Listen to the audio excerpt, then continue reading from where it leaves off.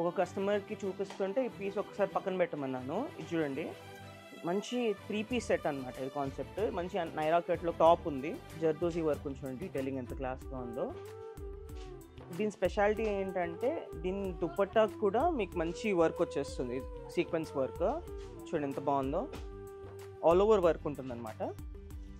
And దీని bottom కూడా మీకు మంచి ఫ్యాబ్రిక్, మస్లిన్, ఇదంతా ప్యూర్ మస్లిన్ ఫ్యాబ్రిక్.